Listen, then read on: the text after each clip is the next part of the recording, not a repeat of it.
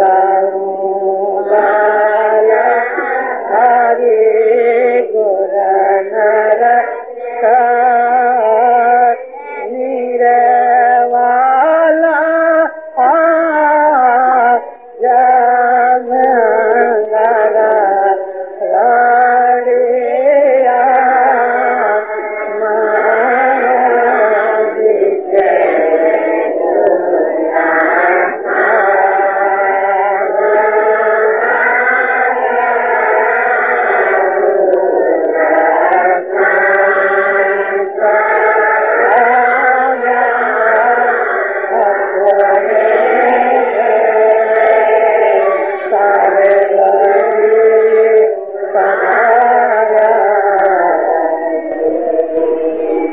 मौलाना हाजिर इमाम पे सलवात पढ़ो मौलाना सल्लल्लाहु अलैहि मोहम्मद।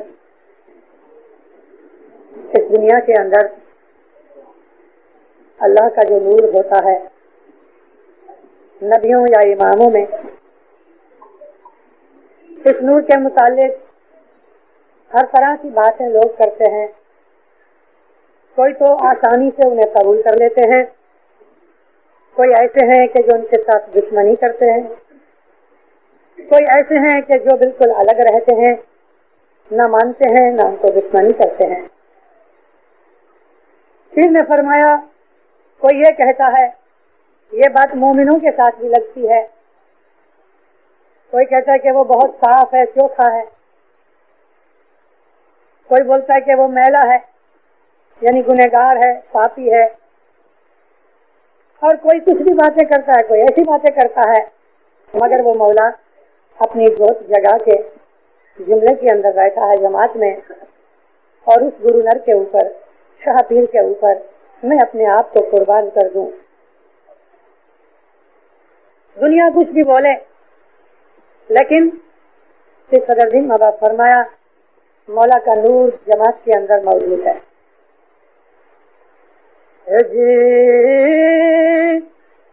आने का वाजा वाजिंत्र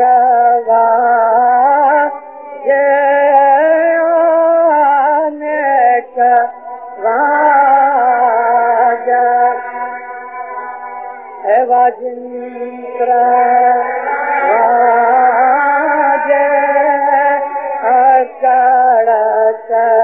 रूप देखी दुनिया लाज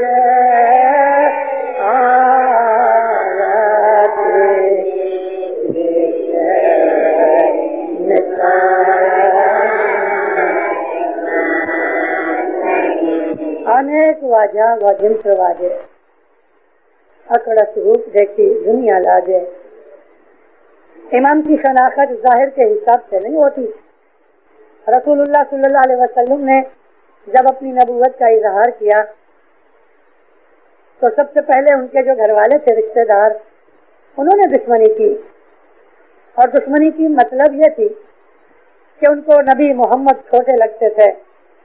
अबू जहल, अबू सुफियान की हाजिरी में रसूलुल्लाह छोटे थे, और इस छोटी उम्र के होने की वजह से और गरीब होने की वजह से, अभन होने की वजह से, जाहिर का दुनियावी इल्म किसी स्कूल मदरसे में जाके पढ़ा नहीं था, तो उनको ऐसा लगता था अरे भाई किसी को नबी बनना है तो किसी बड़े आदमी के घराने में होता, कोई बड़ा आलिम फाजिल होता, कोई पैसे वाला होता, कोई बड़ी उम्र का तजर्बेकार आदमी होता। इस तरह रसूलुल्लाह के ऊपर वो अटैक करते थे, और उनके जो सगे कुटुंबी थे उन्होंने सबसे ज्यादा दुश्मनी दी। रसूलुल्लाह की जो अपने फैमिली वाले लोग थे, अगर उनकी हिफाजत न होती तो इस्लाम का फैलना बड़ा मुश्किल था। सबसे पहले बीबी खदीजा ने उनको कबूल किया, और बीबी खदीजा के बाद मर्दों के अंदर हजरत अली अलैहिस्सलाम थे कि जिन्होंने रसूलुल्लाह की रसालत के लिए अपने पांव से खड़े होकर बड़े लोगों के हाजिरी में कहा, या नबी मैं आपका साथ दूंगा।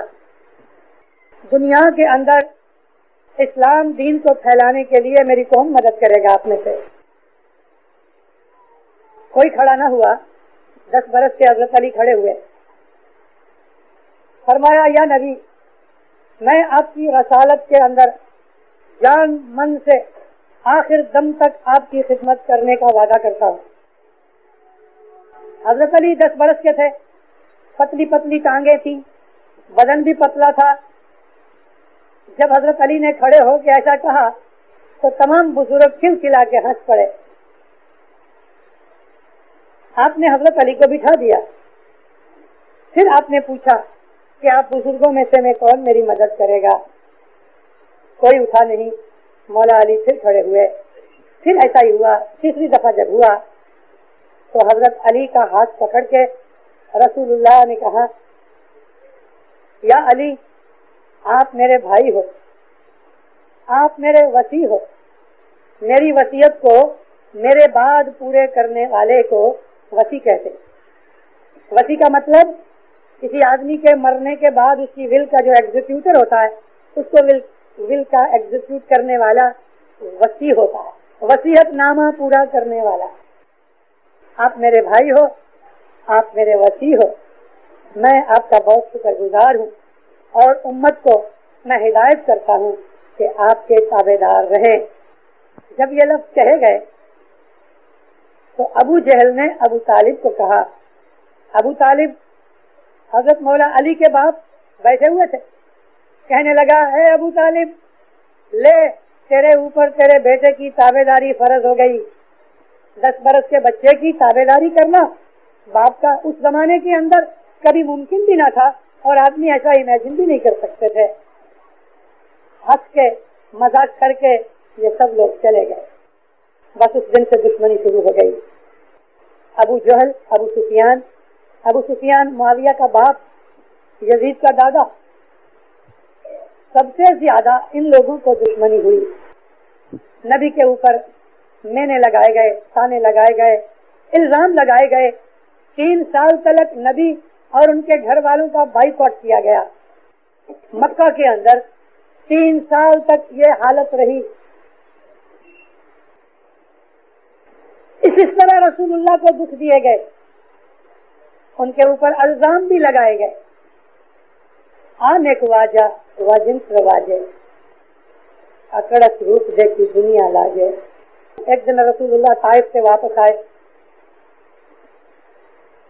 मक्का सामने दिखता था, लगभग आधा मील शहर बाकी था। गर्मी बड़ी थी, आप थक गए थे। सोचा कि मैं गांव में जाऊं, उससे पहले थोड़ा आराम कर लूं। दरख्तों की छांव थी, उसके नीचे आप सो गए। वाशी नाम का एक आदमी था, वो घर से कहीं बाहर जा रहा था अपने खेतर की तरफ। यहाँ से जब ही निकला तो रसूलुल्लाह को बिल्कुल चित सोते हुए देखा। पहले इसको ये ख्याल आया कि मैं रसूलुल्लाह को मार डालूं। फिर इसको कोई दूसरा ख्याल आया। ये वापस घर आया और यही अतबा जिसने ओझरी डाली थी इसको साथ लिया। इन दोनों ने जल्दी से सूखा सूखा घास लेके और रस्सियों डोरे से बांध के एक औरत बनाई,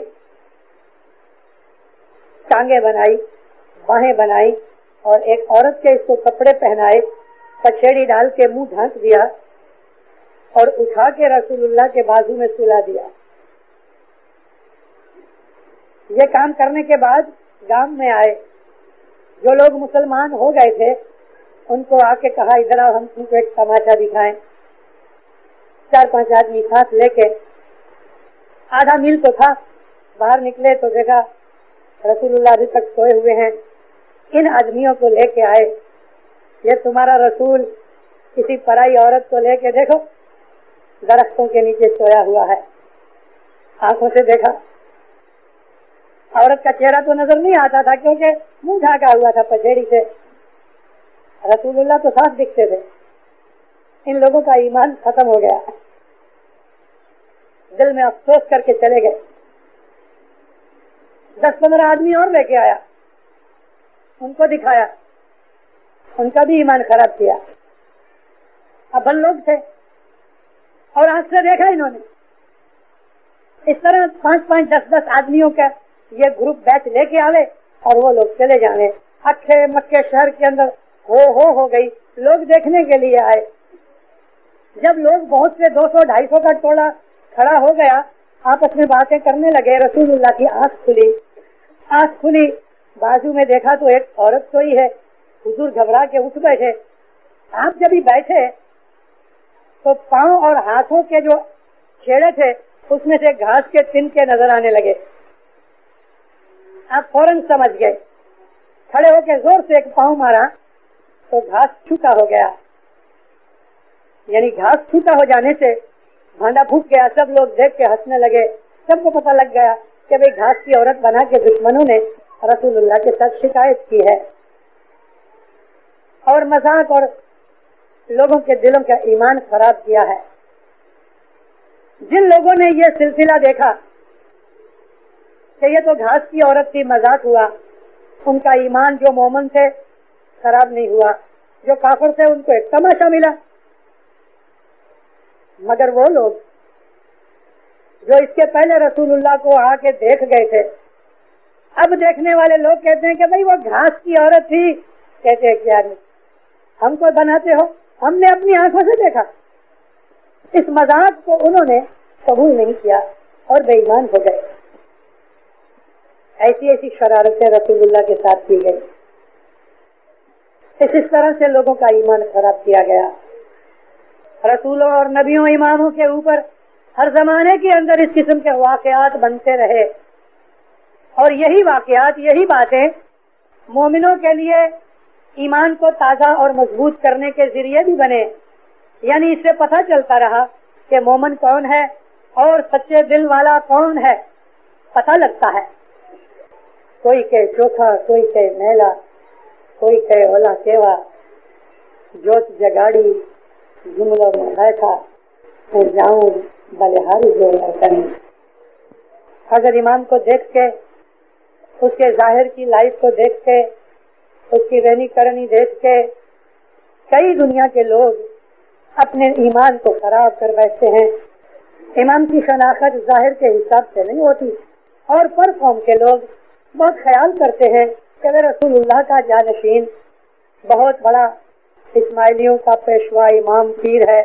نہ مونچھیں ہیں, نہ داڑھی ہے, نہ لمبا جبہ ہے, نہ کوئی پگڑی ہے, کوئی ملا جیسی کہ مولوی جیسی, کوئی پوپ جیسی, یا کوئی ایسے مشنری جیسی, کوئی پنڈت اور دلائی لاما جیسی, ایسی نہ کوئی یونیفارم ہے, نہ جبہ پگڑی ہے کیا؟ مولانا امام سلطان محمد شاہ صلی اللہ علیہ 1937 کے اندر 37 میں جرمنی گئے. ماں باپ جب برلن گئے تو ہٹلر کی بھی ملاقات کی تھی صاحب نے. اس وقت 2 کے 3 دن کے بعد جمعہ تھا, تو مولا برلن کے اندر جمعے کی نماز پڑھنے مسجد میں گئے. برلن میں بہت اچھی مسجد بنی ہوئی ہے, اس جرمنی میں چھوٹی سی مسجد ہے, اور اس کا ہال آپ کے اس جماعت خانے جتنا ہی ہے. باہر سے بہت اچھی لگتی ہے. صاحب جب ہی گئے مسجد میں تو برلن کے اندر جو مسلمان رہتے تھے, پنجابی مسلمان تھے, عرب تھے, موروکن وغیرہ تھے, ایسے 200-250 مسلمان نماز پڑھنے کے لیے آئے تھے. مسجد کا جو چیف ملا تھا اس کا نام تھا صدر الدین, اور وہ ایک پنجابی آدمی تھا, لمبی داڑھی, پگڑی جوبہ پہنا ہوا, گلے کے اندر اس نے تسبیح باندھی ہوئی. مولانا سلطان محمد شاہ صلی اللہ علیہ کا اچھی طرح سے اس نے سواگت کیا. جب نماز پوری ہو گئی, لوگ ملے, بہت سی باتیں چیتیں ہوئی. جب لوگ جانے لگے اور مولا بھی جانے لگے تو اس مولوی صدر الدین نے مولا کو کہا, مجھے ایک عرض کرنی ہے یا سید, اگر آپ اجازت دو اور وعدہ کرو کہ میری بات سے آپ غصہ نہ کرو گے تو مجھے 2 باتیں کرنی ہے. صاحب نے فرمایا بولو. کہنے لگا سید صاحب, آپ آل رسول ہو, اس میں تو کوئی شک نہیں. دنیا بھر کے اندر اسماعیلی لوگ آپ کو اپنا پیشوا اور امام مانتے ہیں. خود میرے دل میں بھی آپ کے لیے بہت قدر و منزلت عزت ہے. لیکن ایک بات دیکھ کے مجھے بڑی شرم آئی کہ آپ رسول اللہ کے نواسے ہو کے نہ آپ نے داڑھی رکھی ہے، نہ آپ نے کوئی جبہ پہنا ہے، نہ آپ کے سر کے اوپر کوئی پگڑی ہے، تو یہ کافروں کا لباس یعنی کوٹ پتلون ٹائی، وہ کہتا ہے یہ کافروں کا لباس آپ نے پہنا. کافر یعنی یہودی اور عیسائی، کرسچن یہودی لوگ، یورپ کے لوگ کوٹ پتلون پہنتے ہیں. سلطان محمد شاہ نے کوٹ پتلون پہنا تھا. وہ کہتا ہے یہ کافروں کا لباس آپ نے پہنا ہے اور رسول اللہ کے آپ نواسے جانشین ہو، یہ ذرا شرم کی بات لگتی ہے. حضرت امام سلطان محمد شاہ نے فرمایا، مولوی صاحب آپ نے یہ جو عربی لباس پہنا ہوا ہے اور آپ یہ سمجھتے ہو کہ یہ اسلام کا لباس ہے، میں یہ پوچھتا ہوں کہ ابو سفیان اور ابو جہل جنہوں نے رسول اللہ کو اتنا تنگ کیا کہ جان کے دشمن بن گئے، ان کا لباس میرے لباس جیسا تھا کہ تمہارے لباس جیسا تھا؟ کہنے لگا لباس تو میرے لباس جیسا تھا. معاویہ نے حضرت علی کو شہید کروایا تو معاویہ کیسے کپڑے پہنتا تھا؟ میرے جیسے کہ آپ جیسے؟ یزید نے امام حسین کے اوپر ظلم کر کے اور ان کو جو شہید کیا تو اس کا لباس آپ جیسا لباس تھا یا میرے جیسا لباس تھا؟ ابھی آپ بتاؤ کہ کافروں کا لباس تم نے پہنا ہے کہ میں نے پہنا ہے؟ اس کے اوپر اتنا اثر ہوا، معافی مانگی اور مولا کو کہا، کہتے سرکار آپ نے میری دل کی آنکھیں کھول ڈالی ہیں،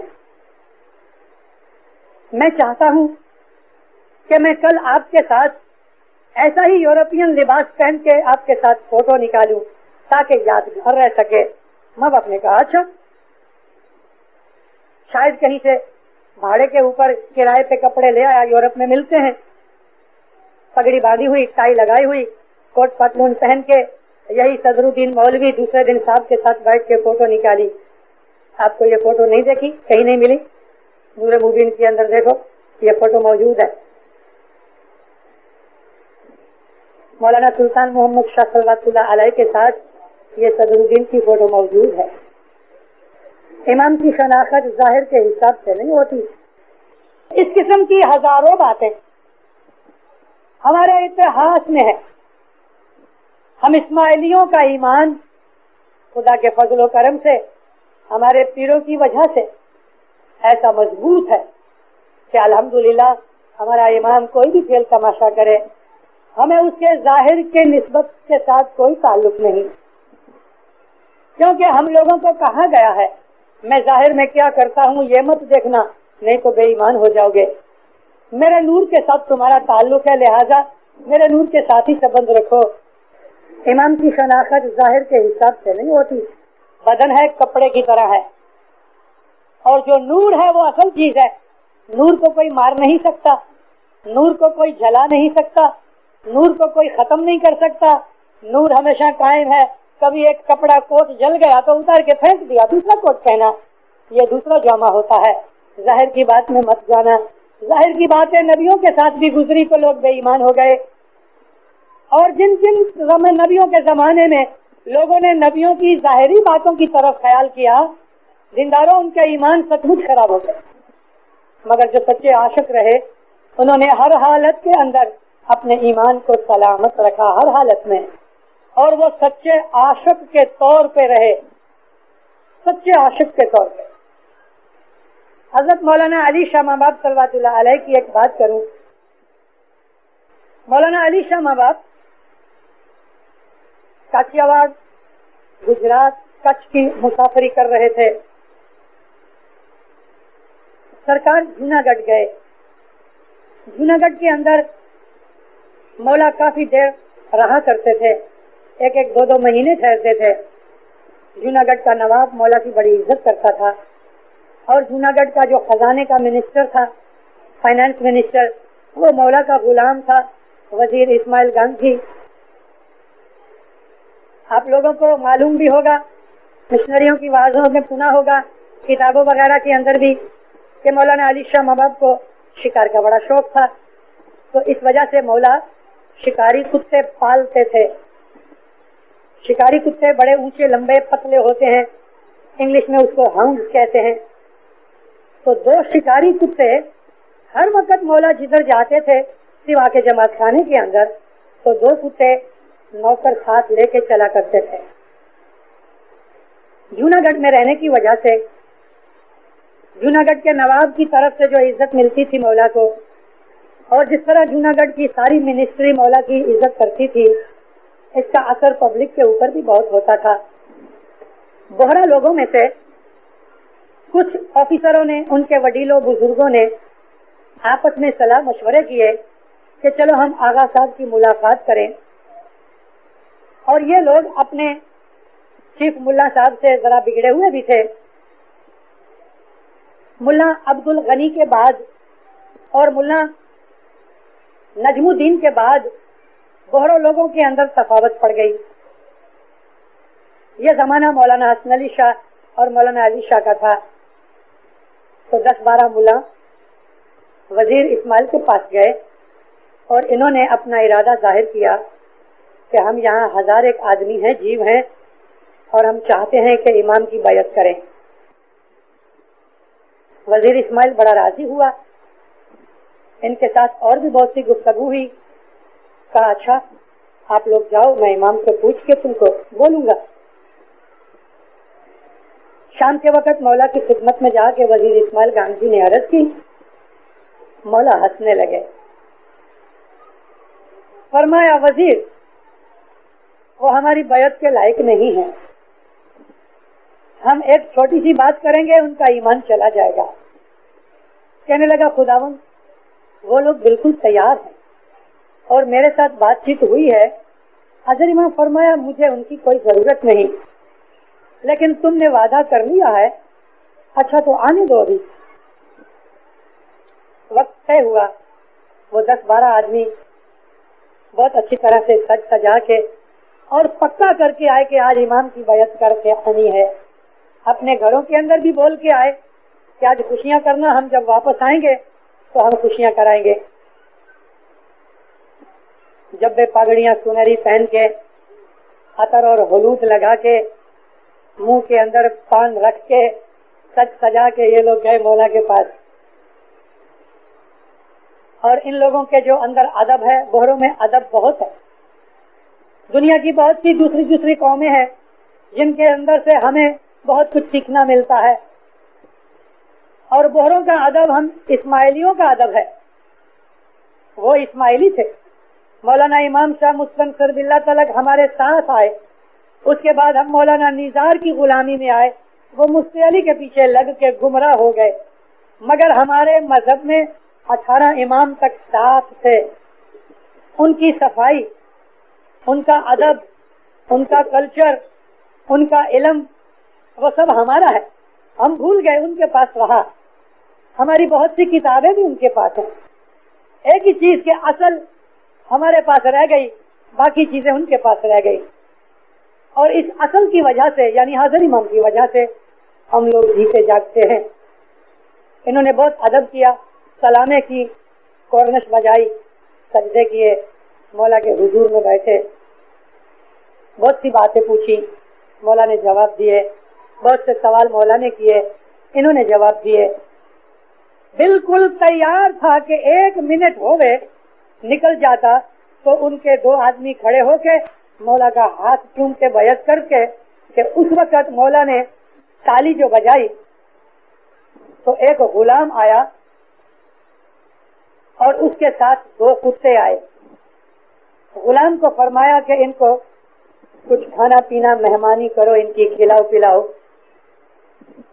तो वो सलाम करके चला गया, मगर 2 कुत्ते एक राइट साइड पे एक लेफ्ट साइड पे मौला के बैठ गए और मौला ने दोनों हाथों से कुत्तों को प्यार करना शुरू किया। इनके साथ बातें करते जावे और कुत्तों को प्यार करते जावे। कुत्ता तो निज समझते हैं ना लोग, और बोरी लोग तो कुत्ते से बहुत भागते हैं। वो जो आए थे बैयत करने के लिए, उनका दिल खलास बदल गया। चाय वगैरह पी के सलाम करके चले गए। नीचे उतर के कहते हैं अब तो इमाम हुए, कुतरा ने प्यार करे। एक दिन मजनू बैठा था एक दरख्त के नीचे, आंखें बंद थी, लैला की याद में मस्त था। एक कोई कुत्ता निकला, बच्चों ने शरारत कर दी, ए मजनू लैला का कुत्ता आया, حالانکہ وہ لیلا کا تھا نہیں. مجنوں نے آنکھ کھولی. عشق تو اندھا ہوتا ہے. اس نے نہ سند مانگی، نہ سرٹیفکیٹ مانگا، نہ کوئی ثبوت مانگا کہ بھئی لیلا کا کتا ہے بھی کہ نہیں، مگر بچوں نے کہہ دیا کہ کتا لیلا کا ہے اور اس نے مان لیا اور کتے کو پیار کرنے لگا، چومنے لگا، میری لیلا کا کتا ہے. عشق و محبت کے اندر عقل کام نہیں کرتی. عقل کا کوئی ستھان نہیں جہاں پریم ہوتا ہے. جس طرح علی شاہ مباب کے ساتھ یہ میٹر بنی، کئی سالوں کے بعد، 30-40 سالوں کے بعد، مولانا سلطان محمد شاہ صلوات اللہ علیہ ایک دفعہ کراچی گئے. وہاں بھی بوہرا جماعت کے جو لوگ تھے، آپ کو پتا ہے کہ بوہروں کے اندر 3 جماعتیں ہیں. ایک وہ بوہرے ہیں کہ جو ملا صاحب کو مانتے ہیں، جن کو داؤدی بوہرے کہتے ہیں. ایک سلیمانیہ بوہرے ہیں. یہ سلیمانیہ بوہرے علی بھائی شرف علی کی پارٹی والے کہ جنہوں نے کچھ 50 برس پہلے ملا صاحب کے اوپر کیس کیا تھا اور ہائی کورٹ میں کیس لڑے تھے یہ لوگ. تیسرے بوہرے وہ ہیں کہ جو بوہروں میں سے نکل کے سنی ہو گئے. یہ لوگ سلیمانیہ بوہرے تھے، میں جن کی بات کراچی میں کرتا ہوں. ملا صاحب کو تو چھوڑ دیا. مولا آئے ادھر، سرکار ٹھہرے تھے کافی دن. انہوں نے بھی وہاں یہ طے کیا کہ ہم آغا خان صاحب کی ملاقات کریں اور اگر قبول کر لیں تو ہم ان کی بیعت کر ڈالیں. اپنی جماعت کے وڈیلوں کے ساتھ یہ بات چیت ہوئی اور مولانا سلطان محمد شاہ کے حضور میں اپنے بزرگوں نے بات رکھی. مولا فرمایا ٹھیک ہے، میں سوچ کے کچھ جواب دوں گا، تم ٹھہرو. تھوڑے دنوں کے بعد پرنس صدر الدین کی ماتا اینڈری کیرون وہ اسٹیمر میں آنے والی تھی. مولانا سلطان محمد شاہ صلوات اللہ علیہ اپنی بیگم کو اسٹیمر پہ لینے کے لیے گئے.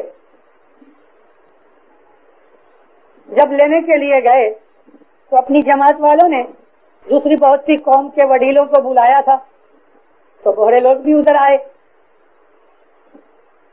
بیگم کے ساتھ ایک بہت بڑے لارڈ کی لڑکی بھی تھی. ٹھنڈی کافی تھی. جب اسٹیمر میں سے اترے، ہار پورے ڈالے گئے، سب کے ساتھ مصافحہ کیا گیا، ایک دوسرے کا تعارف کیا گیا، انٹروڈکشن ہو گئی. تو وہ جو لارڈ کی لڑکی تھی وہ تھوڑی سردی کی وجہ سے کانپتی تھی. تو مولا نے ایک آدمی کو کہا کہ اس کا کوٹ کدھر ہے. اس کو بھی پوچھا تو اس نے کہا میرا کوٹ سامان کے ساتھ ہے، اوور کوٹ. تو اوور کوٹ منگایا گیا. مولانا سلطان محمد نے خود کوٹ ایسا پکڑ کے اس لڑکی کو کہا کہ تم کوٹ پہن لے. مولا نے کوٹ کو پکڑ رکھا اور اس نے کوٹ پہنا. ملاؤں نے دیکھا کہ یہ امام عورتوں کو کوٹ پہناتا ہے. ان کا ایمان ختم ہو گیا. آپس میں باتیں کرتے ہیں کہ آو تو امام ہوئے بھی جانی باڑی نے کوٹ پہراوے. اس قسم کی ہزاروں باتیں ہمارے اتہاس میں ہے. ہم اسماعیلیوں کا ایمان خدا کے فضل و کرم سے، ہمارے پیروں کی وجہ سے ایسا مضبوط ہے کہ الحمدللہ ہمارا امام کوئی بھی کھیل تماشا کرے، ہمیں اس کے ظاہر کے نسبت کے ساتھ کوئی تعلق نہیں. کیونکہ ہم لوگوں کو کہا گیا ہے میں ظاہر میں کیا کرتا ہوں یہ مت دیکھنا، نہیں تو بے ایمان ہو جاؤ گے. میرے نور کے ساتھ تمہارا تعلق ہے، لہذا میرے نور کے ساتھ ہی سبند رکھو. بدن ہے کپڑے کی طرح ہے، اور جو نور ہے وہ اصل چیز ہے. نور کو کوئی مار نہیں سکتا، نور کو کوئی جلا نہیں سکتا، نور کو کوئی ختم نہیں کر سکتا. نور ہمیشہ قائم ہے. کبھی ایک کپڑا کوٹ جل گیا تو اتار کے پھینک دیا، دوسرا کوٹ پہنا، یہ دوسرا جامع ہوتا ہے. ظاہر کی بات میں مت جانا. ظاہر کی بات ہے نبیوں کے ساتھ بھی گزری تو لوگ بے ایمان ہو گئے. اور جن نبیوں کے زمانے میں لوگوں نے نبیوں کی ظاہری باتوں کی طرف خیال کیا، دینداروں ان کا ایمان سچ مچ خراب ہو گیا. مگر جو سچے عاشق رہے انہوں نے ہر حالت کے اندر اپنے ایمان کو سلامت رکھا، ہر حالت میں، اور وہ سچے عاشق کے طور پہ رہے. سچے عاشق کے طور پہ. بعض دفعہ چھوٹی چھوٹی جگہوں میں جہاں لوگ پڑھے لکھے نہیں ہوتے मुखी के साथ या कामड़िया के साथ या मुखियानी के साथ या कामड़ियानी के साथ या कौम के किसी अमलदार के साथ किसी आदमी का छोटा सा अनबनाव दुनियादारी में हो जाता है तो उसकी वजह से वो जमा खाना छोड़ देता है। ऐसे बहुत से किस्से हुए हैं।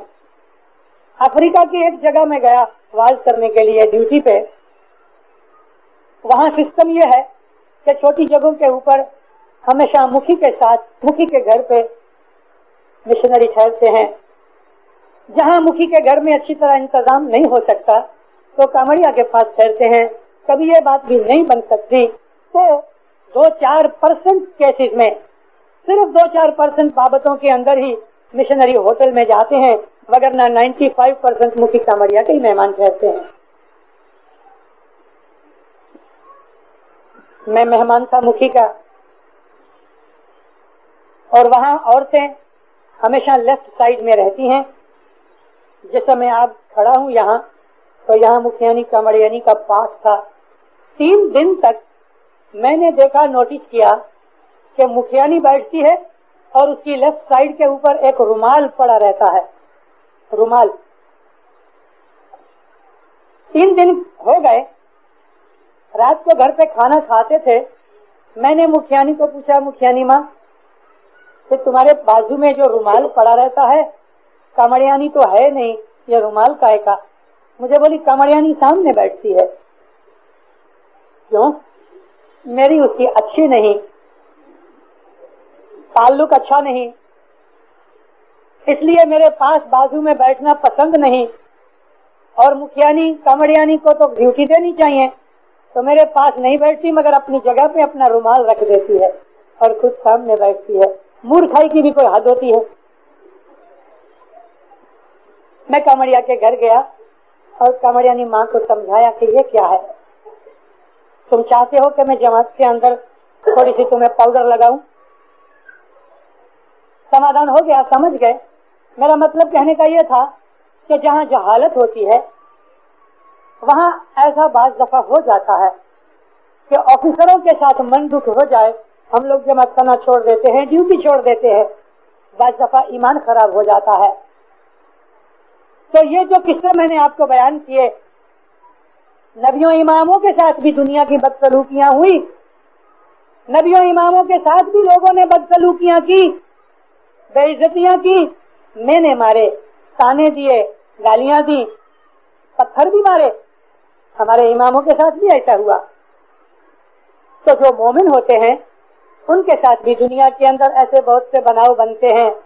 इन चीजों को अपने ईमान के साथ कोई भी निस्बत, ताल्लुक, संबंध रखने की इजाजत नहीं देनी चाहिए। हमारा ईमान है। आने को वाजा वाजंत्र वाजे, अकड़स रूप देखी दुनिया लाजे। दुनिया को इस बात के लिए शर्म आती है, हमें कोई शर्म नहीं। हमारा इमाम बिल्कुल बरहक है। और हमारा इतिहास अगर पढ़ो तो मोमिनो ख्याल करो कि इमाम जो अक्ल कुल है, शक्तिमान है, ताकत वाला है, हजारों के सामने अकेला लड़ने वाला बहादुर और शुजा है।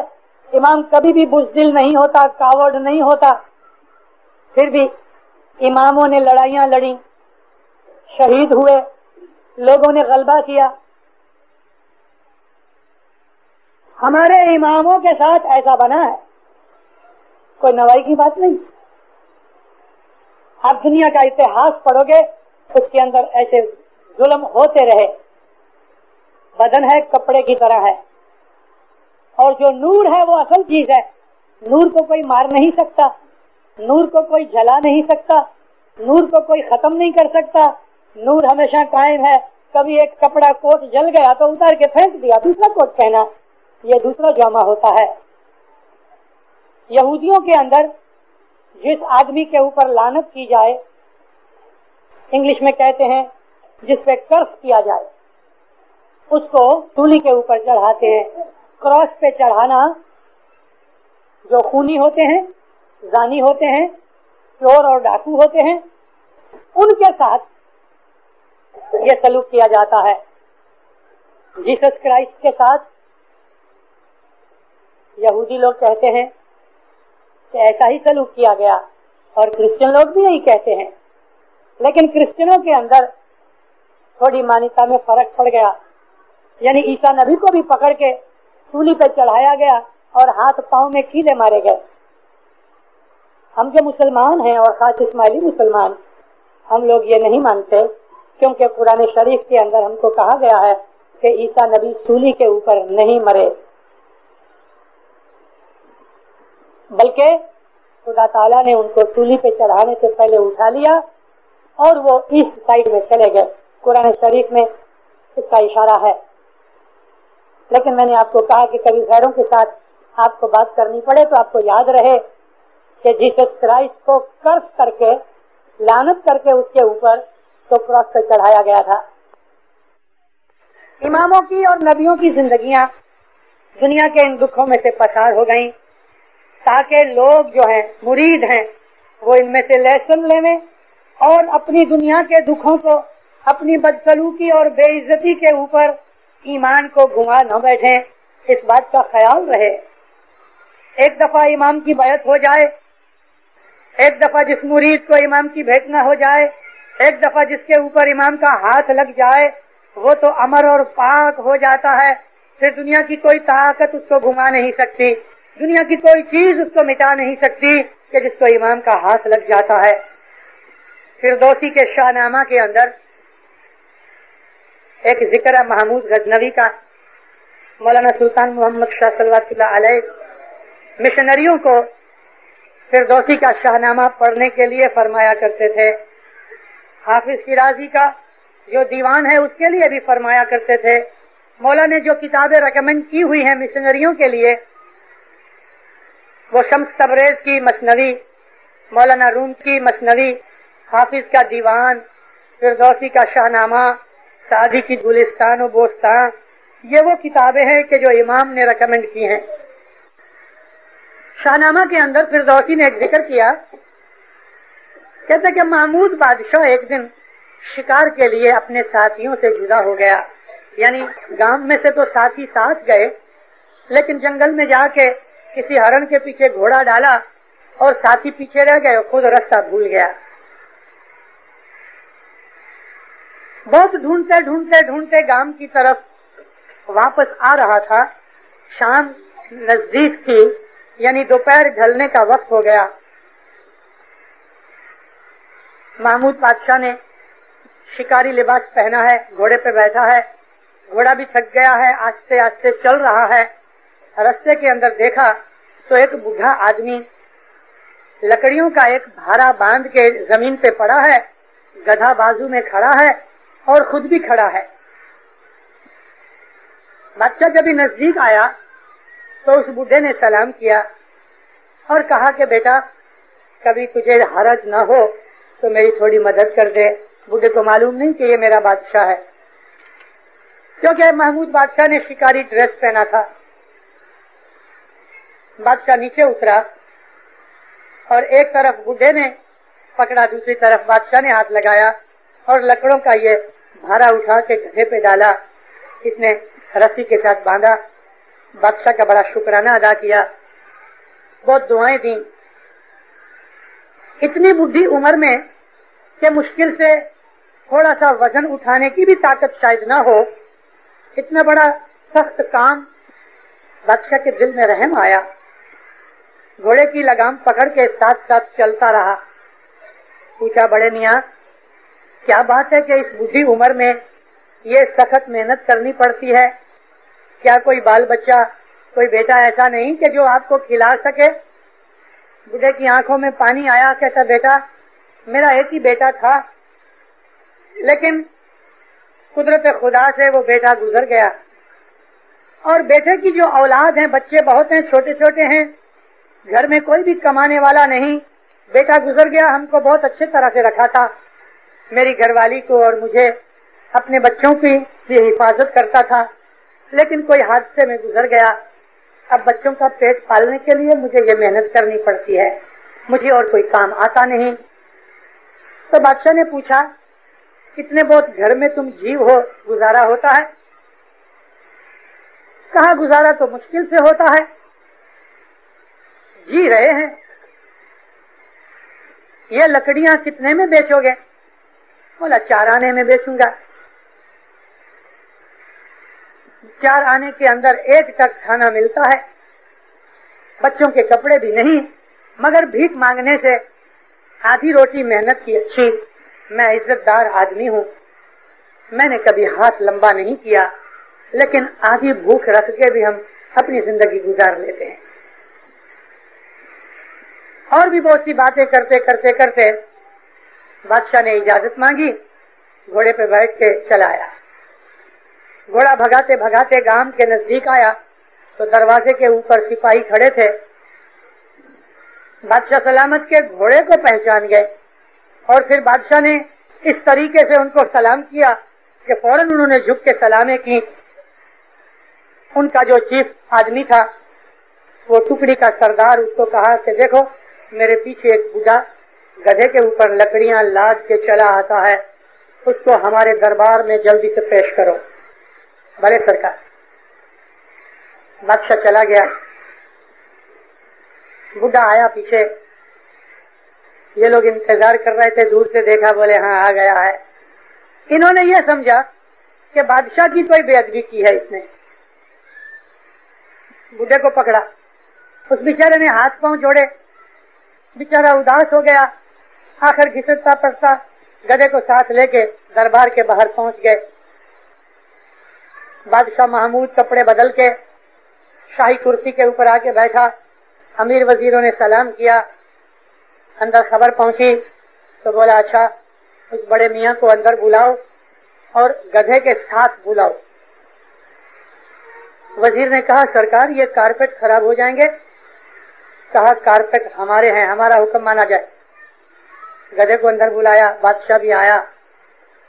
अब तो महमूद गजनवी ने शाही लिबास पहना हुआ था, ये ठाठ माठ, निगाह टिकती नहीं थी उसके हीरे जवाहरात की चमक से। बुढ़े ने भी सलाम किया, हाथ बांध के खड़ा रहा। शहंशाह ने पूछा बड़े मियाँ ये लकड़ियां बेचोगे? बुढ़ा सोच में पड़ा, आंखें तो इतनी अच्छी नहीं थी लेकिन कान वाकई तेज थे। सोचने लगा कि ये आवाज तो कुछ जानी पहचानी है। थोड़ा सा सोचा, हाँ वो घोड़े वाला जो आदमी था वो मेरा शहंशाह था। जिले सुभानी सरकार में बेचूंगा। क्या कीमत है? हुजूर एक एक लकड़ी की एक सोना मोहर। जब उसने ये कहा कि एक एक लकड़ी की सोना मोहर तो सारे दरबारी वजीर खिलखिला के हंस पड़े। बड़े मियाँ ये कोई चंदन है? अगर है जंगल की लकड़ियां जलाने के लिए तेरी कोई मगज की हालत बिगड़ गई? बादशाह ने भी खफा होकर कहा बड़े मियाँ ऐसा जुल्म है हमारी राज में कि जलाने वाली लकड़ी की इतनी महंगी कीमत। हुजूर वो लकड़ियां जो बाजार में 4-6 आने में मिलती हैं वो लकड़ियां ये नहीं। अरे भाई क्यों नहीं? क्या ये लकड़ियां जलाने के लिए तुम नहीं ले जा रहे थे? कहते हाँ सरकार मैं तो पहले बाजार ही में बेचने के लिए ले जा रहा था, मगर आपके सिपाही मुझे पकड़ के यहाँ ले आए, तब मुझे पता लगा कि ये लकड़ियां तो बड़ी कीमती हैं। अब मुझे कीमत का पता लगा। तुझे कैसे पता लगा? कहते हुजूर बादशाह सलामत ने इन लकड़ियों को हाथ लगाया है, इसलिए लकड़ियों की कीमत बढ़ गई है। बादशाह बड़ा राजी हुआ, कहा तुम सच कहते हो, तुमने मुझे पहचान लिया।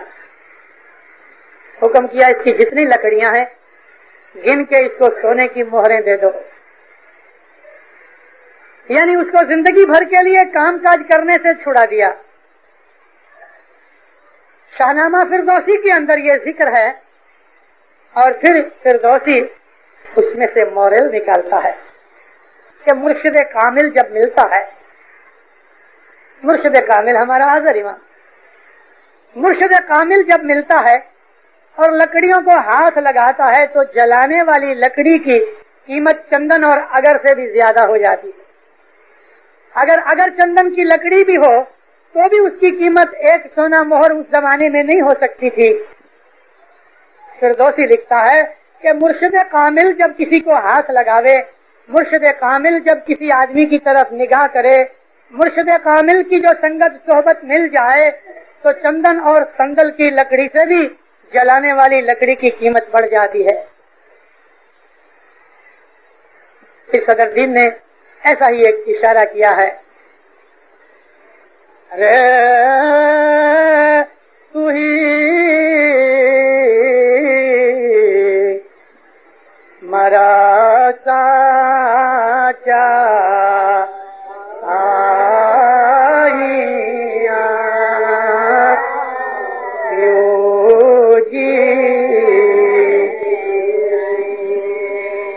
لکڑی شکال شریر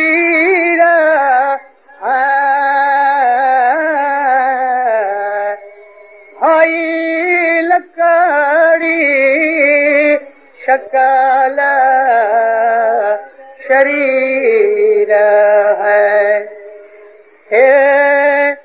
گر مصری سنگت لائے رے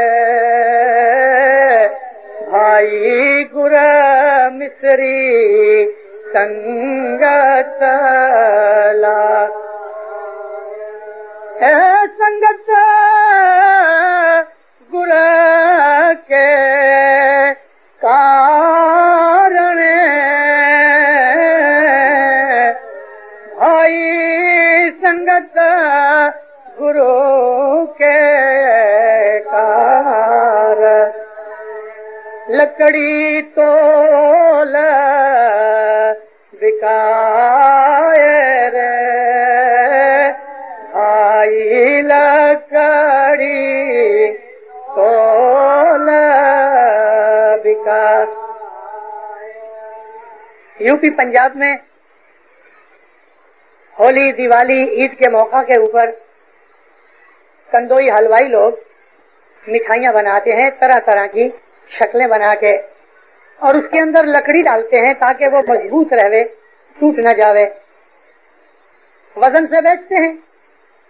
یہ لولی پاپ کی طرح نیچے لکڑی ہوتی ہے اوپر مٹھائی لگی ہوتی ہے تو اس کو وزن سے بیچتے ہیں. وزن کرتے ہیں تو لکڑی کا بھی وزن ساتھ ہوتا ہے شکر کے مول پہ. پیسے شکر کے لیتے ہیں لیکن لکڑی کی قیمت بھی وہی قیمت ہو جاتی ہے. پھر صدر دین نے یہ مثال دی ہے. کہتے ہیں کہ لکڑی ہمارا بدن ہے, گرو مصری ہے, مصری یعنی شکر, کھنڈ, ان دونوں کی سنگت سے لکڑی بھی کھنڈ کے بھاؤ سے ہو جاتی ہے. یعنی سنگت ایسی لگتی ہے امام کا پیار, امام کی مرضی, امام کی رحمت, امام کی دیا اور توجہ جو ہو جائے تو لکڑی, جلانے والی لکڑی اگر چندن کی لکڑی بن جائے. مولانا سلطان محمد شاہ صلوات اللہ علیہ 1935 کے اندر دلی میں آئے. ایک دن رات کے وقت تمام دنیا کے مسلمانوں کے بڑے بڑے جو ایمبیسیڈرز وغیرہ تھے مسلمان ملکوں کے, ان کی حاضری, سارے ہندوستان کے مسلمان لیڈر تھے ان کی حاضری, اور پبلک کے کچھ 40,000 آدمی رات کے وقت منڈپ بنا کے انہوں نے کانفرنس کی تھی. اس میں مولانا سلطان محمد شاہ جب پہلے دن اوپننگ کے لیے گئے تو مولا کی طرف انگلی کر کے ڈاکٹر اقبال نے ایک شعر پڑھا فارسی کا. یہ شعر رسول اللہ کی شان میں لکھا گیا ہے, لیکن ڈاکٹر اقبال نے مولا کی طرف اشارہ کر کے کہا, اے مسلمانوں, یہ جو ویکتی ہے یہ ہستی ایسی ہے کہ جیسے شعر میں ہے, آراک خاک را بنظر کیمیا کنند سگرا ولی کنند مگسرا ہما کنند. یہ وہ ہستی ہے کہ اگر ان کی نظر مٹی کے اوپر دھول پر پڑ جائے تو کیمیا بنا دیں, اگر ان کی نظر کتے کے اوپر پڑ جائے تو وہ ولی بن جائے, اگر ان کی نظر کسی مکھی کے اوپر پڑے تو ہما بن جائے. ان کی نظر میں کیمیا ہے.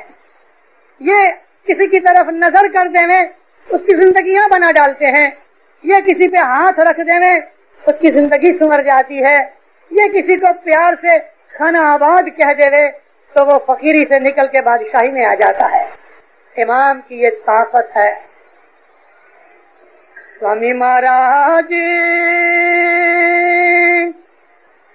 ہرے آسو ہرے آنے تو کا بھی ہرے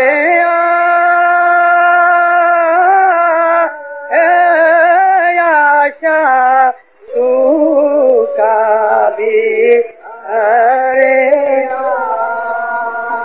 جو ہوئے نظر تمہاری آجی. کیا مولا لیلا تو خیر لیلا ہی رہیں گے، لیکن تیری نظر نگاہ کرم اگر سوکھے کے اوپر چڑھ جائے تو وہ بھی ہرا بن جائے، سوکھا بھی ہرا ہو جائے. محض تیرا قدم پڑنے سے وہ دھرتی آباد ہو جاتی ہے. مولانا حاضر امام کریم صلوات اللہ علیہ 1954 میں 1954 میں جبکہ شہزادہ تھے، امام نہیں بنے تھے. شہزادہ امین کے ساتھ اپنے بھائی کے ساتھ افریقہ میں آئے. امام سلطان محمد صلوات اللہ علیہ نے دونوں شہزادوں کو افریقہ کی جماعتوں کو ملنے کے لیے بھیجا تھا. اس وقت ڈوڈوما کا جماعت خانہ تیار ہو گیا تھا اور اس کی اوپننگ سرکار کے ہاتھ سے کرنے کے لیے مولا نے فرمایا تھا. دارالسلام سے ڈوڈوما تقریباً 300 میل ہے، اچھی خاصی جگہ ہے. ڈوڈوما کے ارد گرد ریتی بہت ہے، سوکھا ہے، بالکل ڈرائی.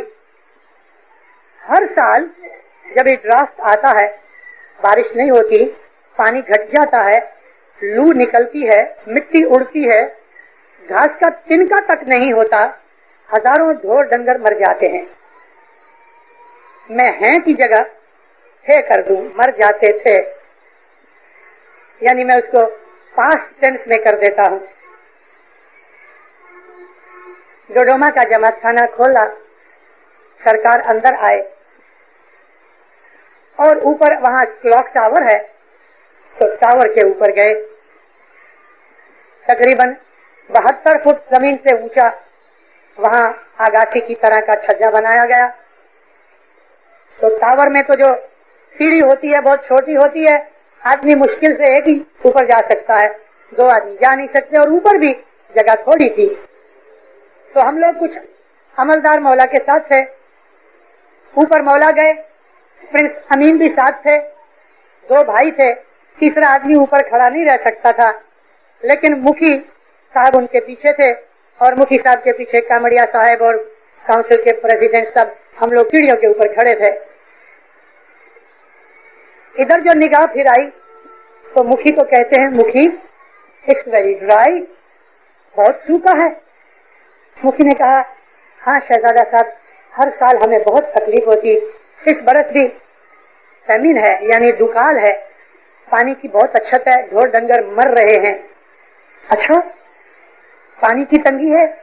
عرض کی ہاں. بارش نہیں ہوتی تو سرکار بارش کو جو ہونے کا ٹائم تھا 1 مہینہ ہو چکا ہے، بارش بالکل نہیں، تم کو تکلیف ہوتی ہوگی. عرض کی کہ ہاں سرکار، بارش کی وجہ سے ڈھور ڈنگر مر جاتے ہیں تو افریقن لوگ بیچارے قرضے میں آ جاتے ہیں، خریدی نہیں کر سکتے، ہمارے بزنس پہ بھی اثر پڑتا ہے. آنکھیں بند کر کے سوچنے لگے. اپنے بھائی کو کہا، امین ہاتھ اونچے کرو. شہزادہ امین نے ہاتھ اونچے کیے، مولا نے خود نے ہاتھ اونچے کیے، ان دونوں نے ہاتھ اونچے کیے تو سب نے ساتھ ہاتھ اونچے کیے. 5 منٹ تک آنکھیں بند کر کے اس ٹاور کی برسی کے اوپر 72 فٹ اونچے مولانا حاضر امام شہزادے کے روپ میں، امام نہیں تھے مگر امام کی طرف سے آئے تھے، کچھ دعا مانگتے رہے. دعا پوری کر کے ہنس کے مکھی کو کہا، مکھی میں نے بہت دعا مانگی ہے، میں تیرے کو یقین دلاتا ہوں، آئی ایشور یو، یہ کہتے ہیں there will be rain lot of rain, and inshallah this thing will be absolutely wiped out forever. मैं तुमको खातरी देता हूँ बारिश आएगी, बहुत बारिश आएगी और हमेशा के लिए तुम्हारी ये तकलीफ मिट जाएगी। नीचे उतर आए, बादल का एक टुकड़ा भी नहीं था। 3 घंटे के बाद जो बारिश हुई है, जल थल हो गया, जल थल हो गया और सारी रात बारिश होती रही, यहाँ तक कि सूखी हुई जमीन सैचुरेट हो गई। यानी मुझे गुजराती का लफ्ज नहीं आता सैचुरेट का, मतलब यह है कि कपड़ा पानी में डाल दो तो सारा पानी जब तक कपड़ा चूस नहीं लेवे तब तक कपड़ा छोड़ता नहीं, पानी चूसता रहता है। इसको हम अंग्रेजी में सैचुरेशन कहते हैं, उर्दू में कहते हैं जज्ब करना। यानी जमीन ने पानी को जज्ब कर लिया, इतना पानी को जज्ब किया कि अब ज्यादा पानी हो गया तो नदी नाले बह निकले। उस दिन के बाद आज तक 20 बरस होते हैं, 19 बरस, कभी भी डोडोमा में पानी की तकलीफ नहीं रही, बल्कि आज उधर गवर्नमेंट ने नई स्कीमें निकाली एग्रीकल्चर की, पानी बेहिसाब हो गया। उन्होंने अंगूर बनाने शुरू कर दिए और वहाँ भेड़े और बकरियों के लिए भी उन्होंने ऊन की इंडस्ट्री शुरू कर दी है। इमाम तो वो है, जैसा मैंने अर्ज की कि उसकी नजर पड़ जाए तो सूखे को लीला बना देते हैं, उसका हाथ लग जाए तो भिखारी से बादशाह बना देते हैं, उसकी रहमत हो जाए गुनहगार फरिश्ते बन जाते हैं, उसकी रहमत हो जाए तो एक कुत्ता भी वली बन जाता है। इमाम की संगत और सोहबत, इमाम का दामन, उसकी रहमत मांगते रहो हमेशा। यही बात चाहो कि या मौला मैं तेरे नजदीक रहूं, तेरे करीब रहूं, तेरी रहमत पाऊं, तेरा करम और मेहरबानी मिलती रहे, वगरना मेरे पास और कुछ नहीं है।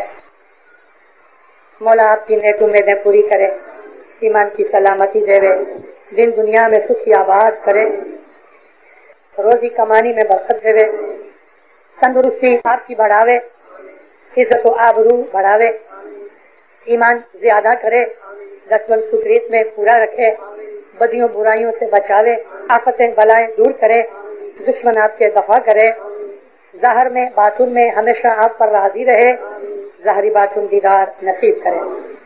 एक पाठ श्रेंती का बोलता हूँ। आया शाजी हिणा हिणा सर्वे जीवा समारा बैठा चेतमा द्वार जी मेहर नीना जरा करो मोरा स्वामी मेहरनी नजरा करो मोरा स्वामी तामे चो दीन दया आलियाना आना कालियाना ते जो कामी शाह